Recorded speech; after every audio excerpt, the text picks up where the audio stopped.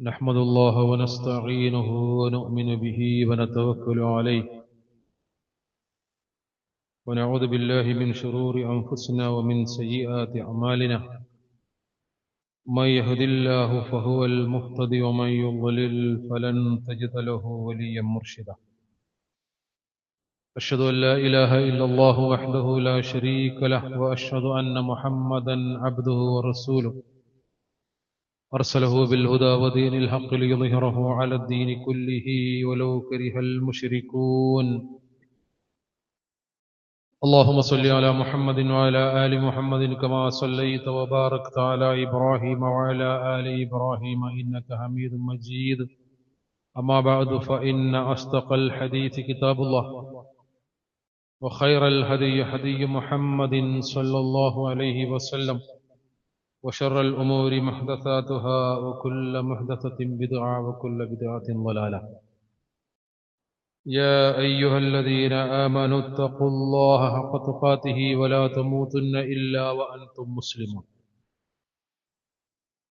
സത്യവിശ്വാസികളെ വിശ്വാസികളെ സൃഷ്ടാവും പരിപാലകനുമായ എല്ലാ കാര്യങ്ങളുടെയും നിയന്ത്രകനും സൂക്ഷ്മജ്ഞാനിയുമായ അള്ളാഹുവെ സൂക്ഷിക്കണമെന്ന് ഓർമ്മപ്പെടുത്തുകയാണ്, ഉണർത്തുകയാണ്. വിശുദ്ധ ഖുർആനിലെ 112 അധ്യായം സൂറത്തുൽ ഇഖ്ലാസ്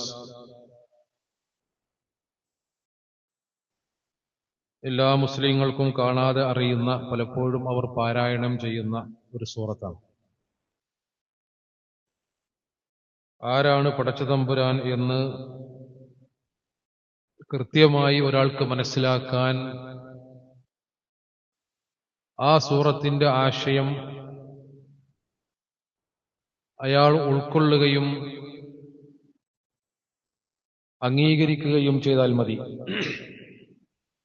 ഖുൽ ഹുവല്ലാഹു അഹദ് എന്നാണ് അതിൽ ഒന്നാമത്തെ ആയത്ത്. അല്ലാഹു അഹദാകുന്നു അഥവാ ഏകനാകുന്നു എന്ന്. പിന്നീട് പറയുന്നത് അല്ലാഹു സമദ് എന്നാണ്. അല്ലാഹു സമദ് എന്ന് പറഞ്ഞാൽ അല്ലാഹു എല്ലാവർക്കും അവനെ ആശ്രയിക്കേണ്ടവരാണ്. എല്ലാവർക്കും ആശ്രയമുള്ളവനാകുന്നു അവൻ. അവന് മറ്റാരെയും ആശ്രയിക്കേണ്ട ആവശ്യമില്ല എന്നർത്ഥം. ലം യലിദ് വലം യൂലദ്, അവൻ ആർക്കും ജന്മം നൽകിയിട്ടില്ല. അതേപോലെ തന്നെ അവൻ ആരുടെയും സന്തതിയായി ജനിച്ചിട്ടുമില്ല. എന്ന് പറഞ്ഞാൽ പിതാവുമല്ല പുത്രനുമല്ല എന്നാണ്. മാനുഷികമായി പിതൃത്വത്തിന്റെയോ അല്ലെങ്കിൽ സന്താനത്തിന്റെയോ ഒന്നും സ്ഥാനത്ത് അവനെ സമീപിക്കാനോ അവനെ സങ്കല്പിക്കുവാനോ കഴിയില്ല. വലം യകുല്ലഹു കുഫുവൻ അഹദ് എന്ന അവസാനത്തെ ആയത്തോടു കൂടി അത് വിശുദ്ധ ഖുർആൻ വളരെ കൃത്യമായി പറയാണ്. അവന് തുല്യനായി മറ്റാരും തന്നെയില്ല, ഒന്നുമായിട്ടും അവനെ സാമ്യപ്പെടുത്താൻ കഴിയുകയില്ല. ഇത് ഇസ്ലാമിലെ വളരെ അടിസ്ഥാനപരമായ ഒരു വിശ്വാസമാണ്. അള്ളാഹുവെ കുറിച്ചുള്ള കൃത്യമായ വിശ്വാസം, അതാണ് ലാ ഇലാഹ ഇല്ലല്ലാഹയുടെ അടിത്തറ എന്ന് പറഞ്ഞത്. അതാണ് ഫഅലം അന്നഹു ലാ ഇലാഹ ഇല്ലല്ലാഹ് എന്ന് പറഞ്ഞത്. ആ ലാ ഇലാഹ ഇല്ലല്ലാഹ് എന്താണ് എന്ന് നമ്മൾ അറിയണം. പറയണമെന്ന് മാത്രമല്ല, ഫഅലം, നീ അറിയണം അന്നഹു ലാ ഇലാഹ ഇല്ലല്ലാഹ്. അത് കൃത്യമായി അറിയാതെ പോകുമ്പോൾ സംഭവിക്കുന്നത് ദീനിൽ നിന്ന് തന്നെ ഒരാൾ വ്യതിചലിച്ചു പോകുവാൻ സാധ്യതയുണ്ട്. അന്ധവിശ്വാസങ്ങളിലേക്കും അനാചാരങ്ങളിലേക്കും കുഫ്രിയത്തിലേക്കും ഷിർക്കിലേക്കും വരെ അയാൾ വഴുതിപ്പോകാനുള്ള സാധ്യതയുണ്ട്. പ്രത്യേകിച്ച് നമ്മുടെ നാട്ടിലുള്ള സൂഫി തരീഖത്ത് വിശ്വാസങ്ങളുടെ ഒക്കെ ആധാരം പലപ്പോഴും അതിന്റെ അടിസ്ഥാനം അങ്ങനെയുള്ള ചിന്താധാരകളിലേക്ക് മനുഷ്യരെ കൈപിടിച്ചു കൊണ്ടുപോകുന്നതാണ്. ഈ ആഴ്ച ഇതുമായി ബന്ധപ്പെട്ടൊരു വലിയ വിവാദം ഒരുപാട് കാലമായി നടക്കുന്ന ചർച്ചയുടെ അങ്ങേ അറ്റം വരെ അതെത്തി. പടച്ചോനാകുന്നു.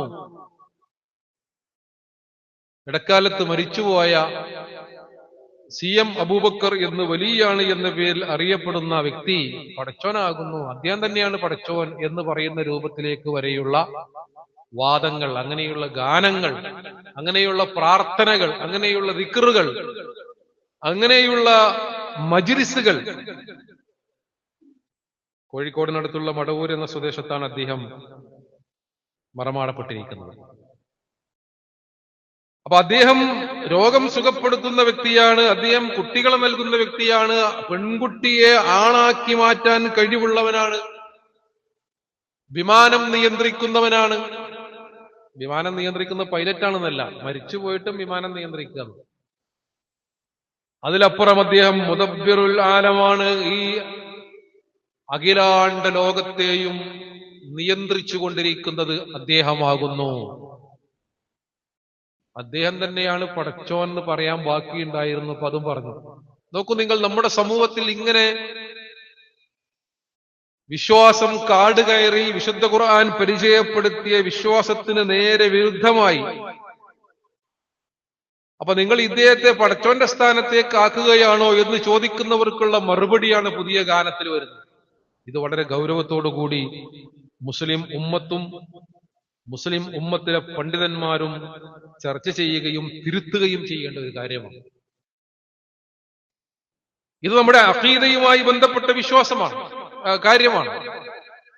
ഇത് നമ്മുടെ ഷഹാദത്തുമായി ബന്ധപ്പെട്ട് നിൽക്കുന്ന ഗൗരവമേറിയ ഒരു കാര്യമാണ്. മടവൂരാരോ പടച്ചോനാണോ എന്ന് ചോദിക്കുന്നവരോട് നീ പറയണമെന്നാണ്. എന്താണ് പറയേണ്ടത്? അതെ അത് മടവൂരാണ് ഞങ്ങളെ പടച്ചോന് എന്ന് നിങ്ങൾ അറിഞ്ഞോളി എന്നാണ് ആ പാട്ടിൽ പറയുന്നത്. എന്നിട്ട് ഇങ്ങനെ പാടി പറഞ്ഞിട്ട് പറയുന്നത് കുൻ ഫയകൂൻ. നമുക്കറിയാം വിശുദ്ധ ഖുർആനിലെ സൂറത്ത് യാസീൻ 83-ാമത്തെ സൂറത്താണ്. സൂറത്ത് യാസീൻ എന്ന് പറഞ്ഞാൽ പഴയ തലമുറയിൽപ്പെട്ട പ്രായം ചെന്ന ആളുകൾക്ക് കാണാതെ അറിയുന്ന സൂറത്താണ് യാസീൻ. പുതിയ തലമുറയിൽപ്പെട്ട ആളുകളൊക്കെ പലപ്പോഴും അത് വേണ്ടത്ര കാണാതെ പഠിച്ചിട്ടില്ല. പക്ഷെ പഴയ തലമുറയിലുള്ള അക്ഷരജ്ഞാനമില്ലാത്ത ഉമ്മമാർക്ക് വരെ, വെല്ലിപ്പമാർക്ക് വരെ കാണാതെ അറിയുന്ന സൂറത്തിന്റെ അവസാനം വിശുദ്ധ ഖുർആനിലെ 83-ാമത്തെ ഈ സൂറത്ത് യാസീനിൽ ആകെയുള്ളത് 83 ആയത്തുകളാണ്. അതിന്റെ അവസാനത്തില് അല്ലാഹു സുബ്ഹാനഹു വ തആലയുടെ അവന്റെ പ്രത്യേകമായ കഴിവ്, അവന്റെ ഒരു സിഫത്തായി പറയുന്നത് ഇന്നമാ അംറുഹു ഇദാ അറാദ ശൈഅൻ അൻ യഖൂല ലഹു കുൻ ഫയകൂൻ. യാസീനിലെ 82-ാമത്തെ ആയത്ത്.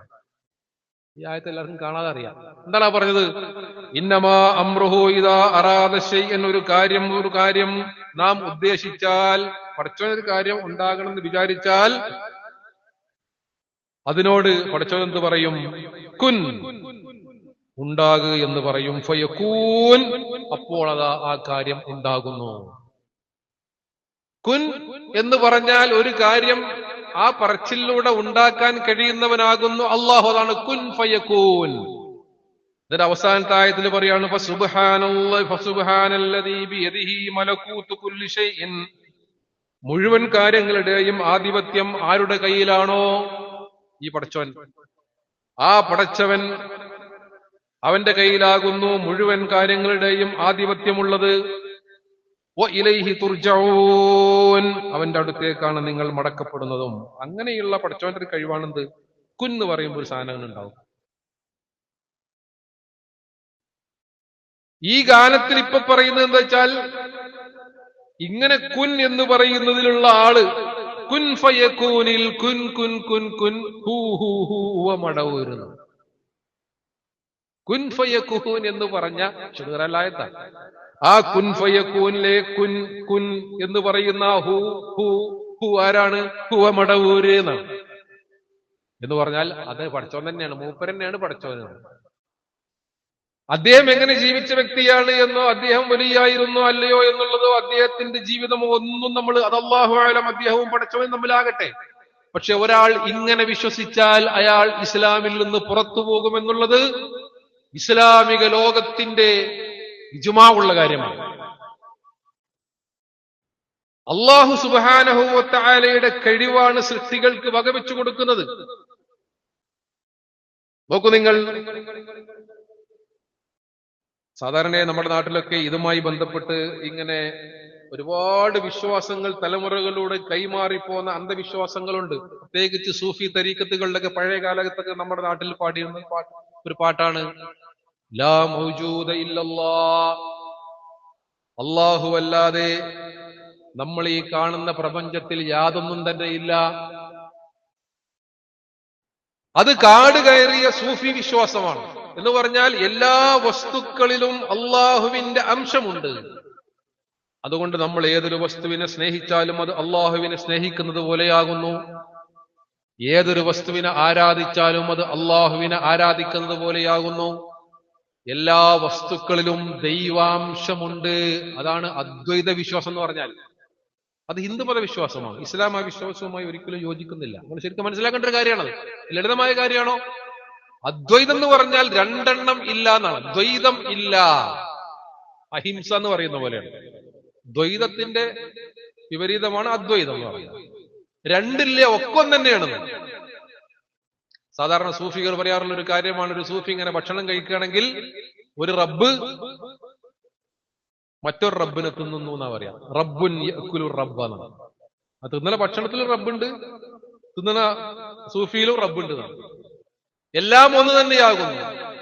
അതാണ് ഹാ ഹി ഹു അല്ലാഹ് എന്നൊക്കെ പറഞ്ഞിട്ട് അവസാനം ചില നമ്മുടെ നാട്ടിലൊക്കെ നടക്കുന്ന ചില ദിക്ർ ഹൽക്കകളിൽ, അതേപോലെ തന്നെ ഷാദുലി റാത്തീബ് എന്ന് പറയുന്ന ചില റാത്തീബുകളിലൊക്കെ കുത്ത് റാത്തീബ് എന്ന് പറയുന്ന റാത്തീബ് കൊണ്ട് മനുഷ്യന്റെ ശരീരത്തിൽ കത്തി കൊണ്ട് കുത്തി മുറിവാക്കി രക്തമൊലിപ്പിച്ച് ഇസ്ലാമുമായി ഒരിക്കലും യോജിച്ചു പോകുവാൻ കഴിയാത്ത കാര്യം.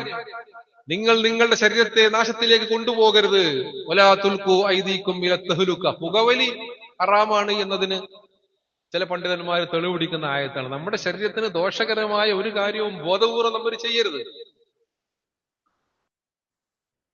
അപ്പൊ സ്വന്തം ശരീരത്തിന് തന്നെ കത്തി കൊണ്ട് കുത്തിയിട്ട് മുറിവേൽപ്പിച്ച് രക്തമൊക്കെ ഒലിപ്പിച്ച് അതൊരു ഇബാദത്തായിട്ട് ഷിയായിസത്ത് എന്ന് വന്നതാണ്.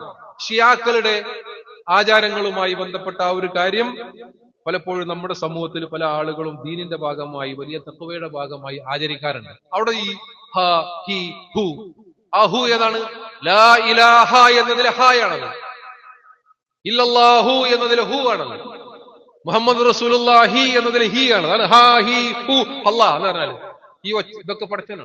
ആ ഹ ഹി ഹു എന്നൊക്കെ പറഞ്ഞ ഒച്ചൊക്കെ ഉണ്ടാക്കിയിട്ട് അവസാനം അവനവൻ തന്നെയാകുന്നു ആ ഹ ഹി ഹു എന്നൊക്കെ പറഞ്ഞാൽ അങ്ങനെ ഒരു മർത്തബയിലേക്ക് എത്തുകയും ഒരു പ്രത്യേക പദവിയിലെത്തിക്കഴിഞ്ഞാൽ പിന്നെ ഇബാദത്തുകൾ ചെയ്യേണ്ട ആവശ്യം വരെയില്ല. കാരണം എന്താ? പിന്നെ റബ്ബും അടിമയും ഒന്നായി.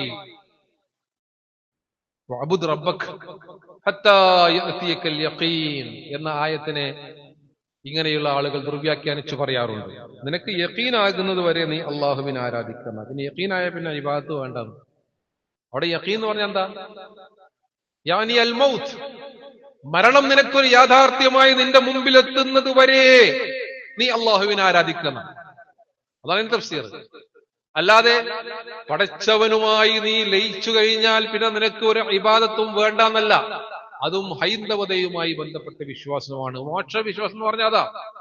ഈ ജനിമൃതികളുടെ ചാക്രികമായ ചലനത്തിൽ പുനർജന്മം 1, 2, 3, 4, 5 ഒക്കെ അങ്ങനെ മരിച്ചു, പിന്നെയും ജനിച്ചു, പട്ടിയായി, പൂച്ചയായി, പുഴുവായി, പഴുതാരയായി, പാമ്പായി, മനുഷ്യനായി. കർമ്മങ്ങൾക്കനുസരിച്ച് മനുഷ്യനിങ്ങനെ ജനിമൃതികൾക്കിടയിൽ ഇങ്ങനെ കടന്നുപോയി ഒരുപാട് ജനന മരണങ്ങളിലൂടെ കടന്നു പോകുമ്പോൾ അവസാനം മോക്ഷം കിട്ടി ആ ആത്മാവ് യൂണിവേഴ്സൽ സോളിൽ ലയിക്കുന്നതാണ് ഹൈന്ദവ വിശ്വാസം. അയാൾ പിന്നെ ദൈവത്തിന്റെ ആത്മാവിന്റെ ഭാഗമായി മോക്ഷം കിട്ടി ഈ ജനന മരണങ്ങളുടെ കെട്ടിക്കൊടുക്കുന്ന കൈസിലാവും. ആ വിശ്വാസം ഇസ്ലാമും തമ്മിൽ യാതൊരു ബന്ധമില്ല. അപ്പൊ അള്ളാഹുവിനെ കുറിച്ചുള്ള വിശ്വാസത്തിൽ അങ്ങനെ മായം കലർന്നു. അല്ലാഹു യഅലമു മാ തുസിറൂന വമാ തുഅലിനൂൻ. അല്ലാഹു നിങ്ങളുടെ സിറും അലാനിയത്തും ഒക്കെ അറിയുന്നവൻ അവൻ മാത്രമാകുന്നു. വല്ലദീന യദ്ഊന മിൻ ദൂനില്ലാഹി ലാ യഖ്ലുഖൂന ശൈഅൻ വഹും യുഖ്ലഖൂൻ. അവൻ പടച്ചവനും നിങ്ങൾ പടപ്പുകളുമാകുന്നു. പടപ്പുകൾ ഒരിക്കലും എന്താവില്ല, പടച്ചവനാവില്ല. എത്ര വലിയ അള്ളാഹുവിന്റെ പ്രവാചകൻ സല്ലല്ലാഹു അലൈഹി വസല്ലമയെ കുറിച്ച് നമുക്ക് അങ്ങനെ പറയാൻ പറ്റും. റസൂലുള്ള എന്തെങ്കിലും പഠിച്ചു? റസൂലുള്ള മുദബ്ബിറുൽ ആലം എന്ന് പറയാൻ കഴിയും? റസൂലുള്ള മറഞ്ഞ കാര്യങ്ങൾ അറിയുന്നവനാണ്. നബി സല്ലല്ലാഹു അലൈഹി വസല്ലം വന്നപ്പോ കുട്ടികൾ ഇങ്ങനെ പാട്ട് പാടി, വഫീനാ നബിയ്യുൻ യഅലമു മാ ഫീ ഗദൻ, ഞങ്ങളുടെ കൂട്ടത്തിൽ ഒരു പ്രവാചകനുണ്ട്, നാളെ ഉള്ള കാര്യങ്ങളൊക്കെ അറിയുന്ന പ്രവാചകനാകുന്നു എന്ന് നിഷ്കളങ്കമായി റസൂലുള്ളയെ പുകഴ്ത്തിക്കൊണ്ട് കുട്ടികൾ പാടിയപ്പോൾ റസൂലുള്ള തിരുത്തി. അത് പറയണ്ട. വലാ തത്റൂനി കമാ അതർദിൻ നസാറ ഈസ ഇബ്നു മറിയം, മറിയമിന്റെ മകൻ ഈസയെ ക്രൈസ്തവർ പുകഴ്ത്തിയതുപോലെ നിങ്ങൾ എന്നെ പുകഴ്ത്തി വടക്കാക്കരുത്. അന അബ്ദുല്ലാഹി വറസൂലു, ഞാൻ അള്ളാഹുവിന്റെ അടിമയാകുന്നു, റസൂലാകുന്നു. അപ്പൊ സൃഷ്ടികൾക്കുള്ള പരിമിതികൾ, അവർ സൃഷ്ടികളാണ്, ഖൽഖുകളാണ്. അള്ളാഹുവാണ് ഖാലിഖ്. അംവാത്തുൻ ഗൈറു അഹിയാഇൻ, അവർ മരിച്ചുപോയവരാണ്, ജീവനില്ലാത്തവരാണ്. എന്തിനാ ജീവനില്ലെന്ന് പറഞ്ഞു?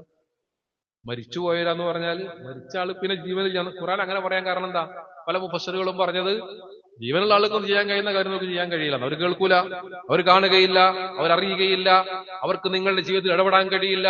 അവര് ആലമുൽ അർവാഹിൽ എത്തിക്കഴിഞ്ഞു, ആത്മാക്കളുടെ ലോകത്താണ് അവരുള്ളത്. എപ്പോഴാണ് ഖിയാമത്ത് നാൾ ഉണ്ടായിട്ട് രണ്ടാമത് എഴുന്നേൽപ്പിക്കപ്പെടുക എന്നുപോലും അവർക്കറിയുകയില്ല. ഇതാണ് ഖുർആന്റെ കൽപ്പന എന്ന് പറഞ്ഞത്. അപ്പൊ ഈ ലോകത്ത് നടക്കുന്ന കാര്യങ്ങൾ നിയന്ത്രിക്കുന്നവരോ അതിൽ ഇടപെടുന്നവരോ ഈ ലോകത്തുള്ള ആളുകളെ സഹായിക്കുന്നവരോ അതിന് കഴിവുള്ളവരോ അല്ല മരിച്ചുപോയവർ. നിങ്ങൾ അവരോട് പ്രാർത്ഥിക്കുന്ന പക്ഷം അവർ നിങ്ങളുടെ പ്രാർത്ഥന കേൾക്കുകയില്ല. ഇനി കേൾക്കും എന്ന് നിങ്ങൾക്ക് വാദമുണ്ടെങ്കിൽ തന്നെ മസ്തജാബൂലക്കും, അവർ നിങ്ങൾക്ക് ഉത്തരം നൽകുകയില്ല. വയൗമൽ ഖിയാമത്തി യക്ഫുറൂന ബിശിർക്കിക്കും, പരലോകത്ത് നാളെ നിങ്ങൾ ചെയ്ത ഈ ശിർക്കിനെ അവർ നിഷേധിക്കുന്നു. ആ ആയത്ത് കൊണ്ട് തന്നെ വ്യാഖ്യാനിച്ചു ആ പ്രാർത്ഥന ശിർക്കാണ്.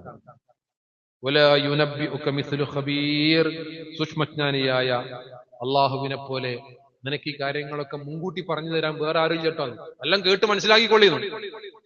അതാണ് അതിനർത്ഥം. അള്ളാഹുവിനെ പോലെ ഖബീറായ ഈ കാര്യങ്ങളൊക്കെ വരാനിരിക്കുന്ന കാര്യങ്ങളൊക്കെ അറിയുന്ന വേറൊരാളും നിനക്കിത് പറഞ്ഞു തരുവാനില്ല.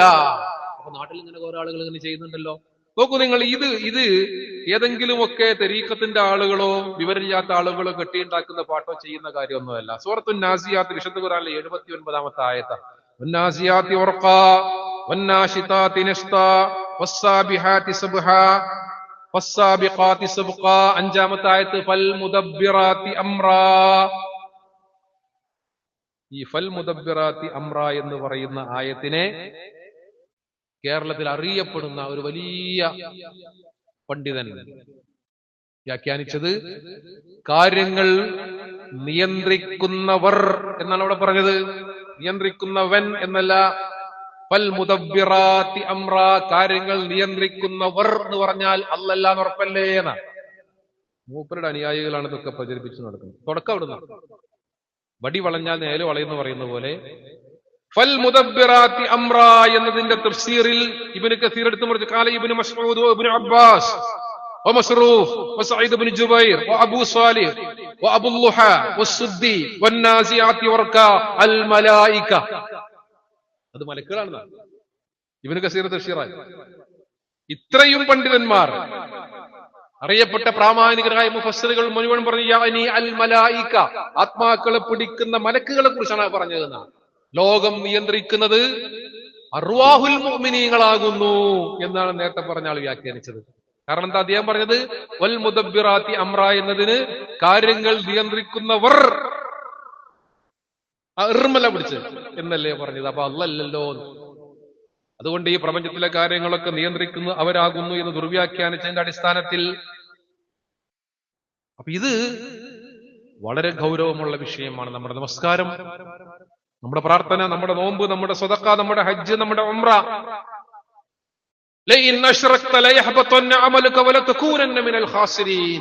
എന്ന് മുഹമ്മദ് മുസ്തഫ സല്ലല്ലാഹു അലൈഹി വസല്ലമയോട് ഖുർആന്റെ താക്കീത.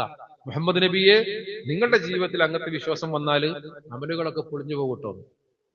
വലതകൂനന്ന മിനൽ ഖാസിരീൻ, നഷ്ടകാരികളുടെ കൂട്ടത്തിൽ നിങ്ങൾ പെടുകയും ചെയ്യും.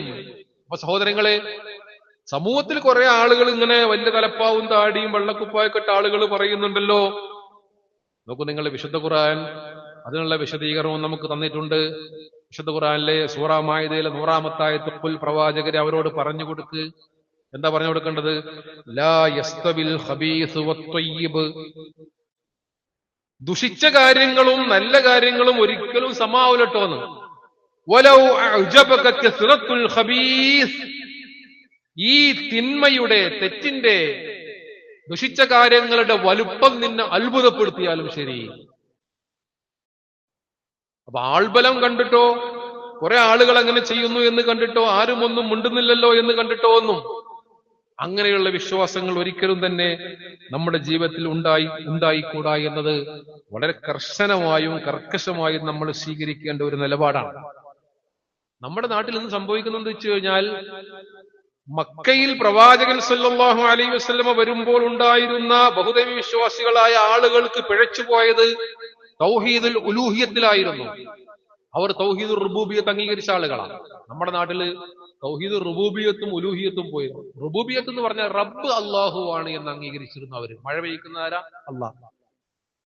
കാറ്റുകൾ അയക്കുന്നതാരാ? പടച്ചോൻ. മരിപ്പിക്കുന്നതാരാ? പടച്ചോൻ. ജനിപ്പിക്കുന്നതാരാ? പടച്ചോൻ. ഒമയ്യുദബ്ബിറുൽ അംർ. കാര്യങ്ങൾ നിയന്ത്രിക്കുന്ന മുദബ്ബിറുൽ ആലമാരാ? പടച്ചോൻ. അത് അവരംഗീകരിച്ചിരുന്നു. പിന്നെ അവർക്ക് പിഴച്ചെവിടെന്നറിയോ? തൗഹീദുൽ ഉലൂഹിയത്തിൽ പിഴച്ചു. ഇലാഹ ആക്കുന്ന കാര്യത്തിൽ അത് ഇബ്രാഹിം നബിയോടും പ്രാർത്ഥിക്കും, ഇസ്മായിൽ നബിയോടും പ്രാർത്ഥിക്കും, ലാത്തയോടും ഉസ്സയോടും മനാത്തയോടും ഒക്കെ പ്രാർത്ഥിക്കും. ഒരുപക്ഷെ അവരെക്കാൾ പിഴച്ച ഒരു വിശ്വാസത്തിലേക്ക് നമ്മൾ പോകുന്നുണ്ടോ എന്ന് നമ്മൾ അതീവ ഗൗരവമായി, ഇത് കേരളത്തിൽ മാത്രമാണ് ഈ ചെറുപ്പുള്ളത്, കേരളത്തിലെ പണ്ഡിത ലോകം ആലോചിക്കുകയും തിരുത്തുകയും ചെയ്യേണ്ട അതിഗൗരവമായ വിഷയമാണ്.